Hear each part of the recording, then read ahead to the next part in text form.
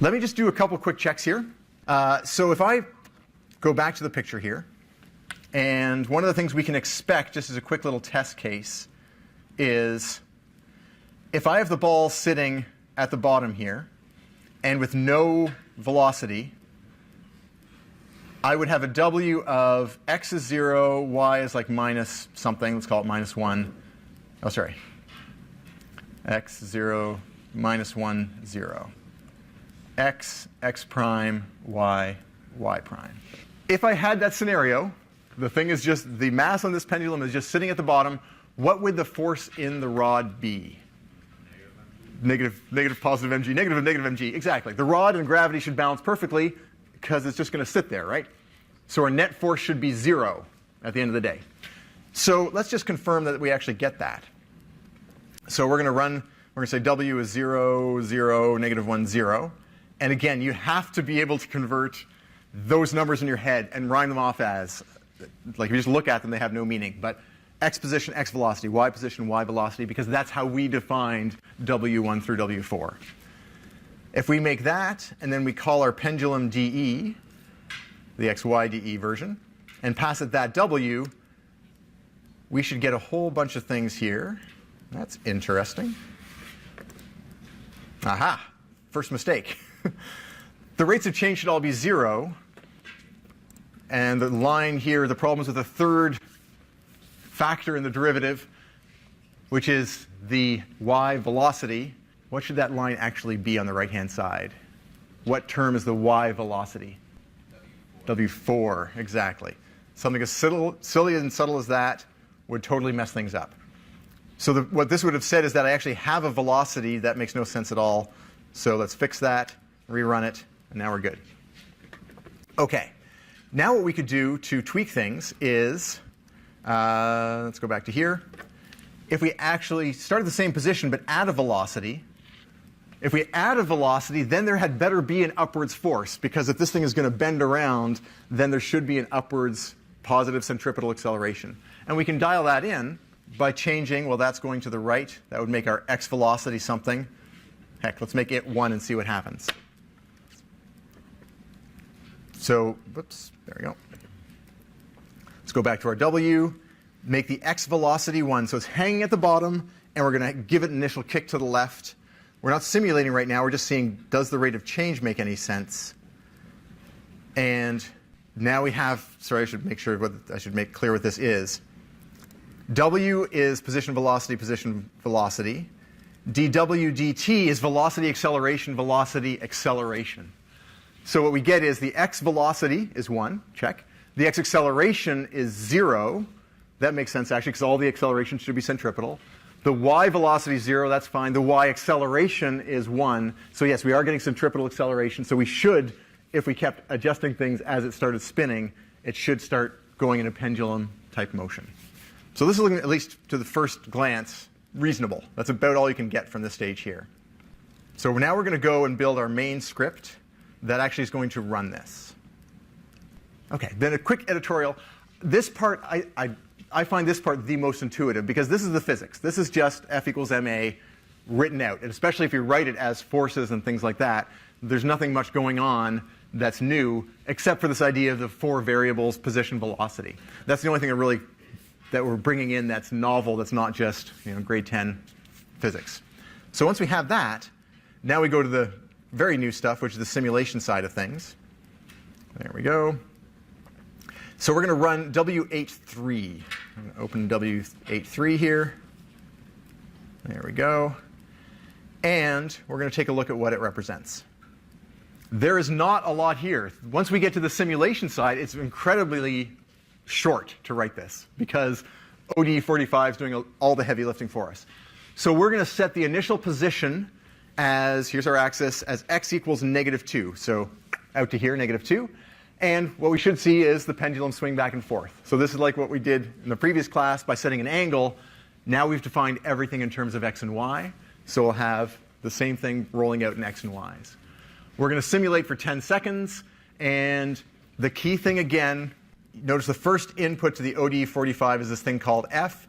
To work with the simulator, the function that we give it must be a function of t and the state. I called it y before, now we're using w, but t and w, t and y, that is what we need to have this work. So let's run this and see if it runs. It does run, okay. No errors that I can tell.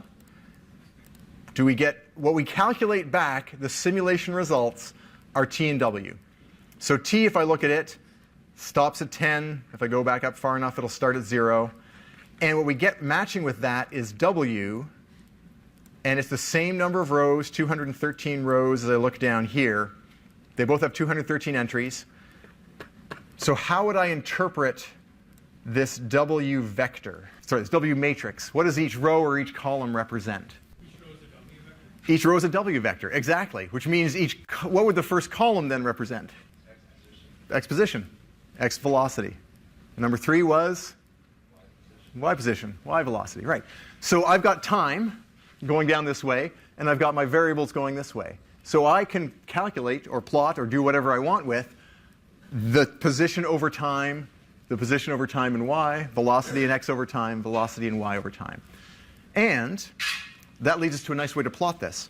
So if you think back to like week 3 of 171, this is a parametric equation. I've got x as a function of t, if I try to write it right, and I have y as a function of t now, but it's in data. So if I wanted to plot the motion of this pendulum, what we can do is plot x against y, right, over time, and I should see that pattern. So let's take a look at how we can do that. How could I extract just the x positions? So we're going to plot the trajectory of the pendulum. How would I extract the x coordinates over time from that w matrix? All the rows, column 1, exactly. All the rows, first column, and y is going to be all the rows and column number 3. That wasn't quite all together, but that'll do. We're always coming back. We're always coming back to this. W1 is x, W2 is x prime, W3 is y, W4 is y prime. And then we can add a plot x and y. I'm just going to go to the top, do a close all here, so we always get a new graph. And it's simulating, and hey. Okay, a little bit odd. Let me fix one thing that would help make it look a little more normal. Let's say axis equal, and there. Okay, it's not totally crazy. I mean, I'm not happy with it quite yet, but it looks like it's doing this. It's going back and forth, and it is simulating the motion of a pendulum. That's pretty cool. We just took the physics, said, okay, here's my model, ODE45, simulate that for me, and now we've interpreted the results correctly. What is the obvious problem with this particular simulation? It's not going over the same path. Yeah, it's not repeating itself. It's not on the same path over and over. There's a very simple reason for that. We know in the real world, or actually better yet, in an ideal world, it would go, the length of the rod would not change, and it would just model this. Same behavior, overrunning itself over and over again. However, if you think of what is going on behind the scenes here, let's bring that graph back. What we're doing is we started here at 0, -2. That's actually the starting point, and then it would go. But we're approximating the derivatives and the rates of change. And we're approximating over little intervals, and so what happens is there's a little bit of error that creeps in. And if you do these simulations for long enough do the simulations for long enough, the amount of error can build up. So we end up almost back where we started, but not quite, because none of our equations actually mandated that we will stay at length L away from the start. It was just the forces. That's all it was. And so what we're seeing here is a consequence of the simulation having some error and the error accumulating and adding up to something that's not particularly that accurate by the time you get to the end. But we can fix it. It's fairly straightforward to do that once we identify the problem. So here we're talking about an approximation because this is a numerical simulation, and so there is error. So what we're going to do is change the default. So as you might imagine, simulators like ODE45 or solvers like ODE45 have a built-in kind of here's probably the error most people are happy with, level of error. We're not happy with it, so we have to adjust it. So we're going to go into our MATLAB. We're going to look at the function ODE set. So like ODE45 is the function that does the solving. There's a function called ODE set that sets options for the differential equation solvers. And what we can do here is look for things like tolerance. And there we go. So we're talking about tolerances. There's absolute tolerances. There's relative tolerances. And I'm trying to think there's an example here. Yeah, so there's a relative tolerance by default of 10 to the minus 3. There's an absolute tolerance of 10 to the minus 6. So that's a question of how you scale your values.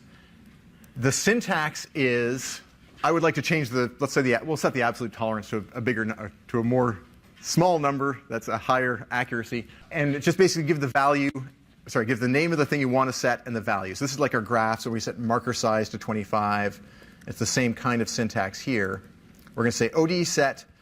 We're going to set the absolute tolerance. And actually, it doesn't really matter whether you have caps or not. Absolute tolerance to 10 to the minus 10. The default was 10 to the minus 6, so this should be a lot more accurate. Now, here's the anticlimactic part. This, if I run it, will look exactly the same. Why is that? So the issue is this line doesn't do anything. It sets up something, but it doesn't actually use it. So we've created something called our options, but we never used it later on. Just like until we had our W, we could not plot with W. So now we have these options, but we need to use them in our actual simulator. And if we take a look at the syntax for the solvers, which are ODE45, we're using this input right now. But if we want to use the options, we just tack it as the last element in the list. So if we want to use those options, we actually have to put them in explicitly at the end here. But that's simple enough. We just say options. So this thing gets created, and then we use it as part of our solver. And that was really anticlimactic. Oh, because I spelled tolerance wrong. Tolerance. No. You know how I stage some of my mistakes just for dramatic effect? This is not one of those times. OK, we'll set the relative tolerance to 10 to the minus 10, see if that makes any difference. Rel-tol. Reset run. There we go. All right. So apparently absolute tolerance wasn't good enough. All right. That looks more like what I think we all expected, which is the perfect tracing out. So experimentation with the tolerances is something that we might have to do. I should make a note. There's a penalty for this. There's a cost, which is we used to have 231 time values. Now we needed a much longer number of those, 781. So it uses finer time steps to get higher accuracy. So it's a little more computational effort. Same kind of thing we saw with numerical integration. But now it looks pretty good. I think if we zoom in, we can see maybe some little differences from run to run. Actually, we can't really. Wow, that's pretty good. There, OK. Yeah, there are slightly different lines happening there, but it's so infinitesimal that for most purposes, this simulation is doing fine.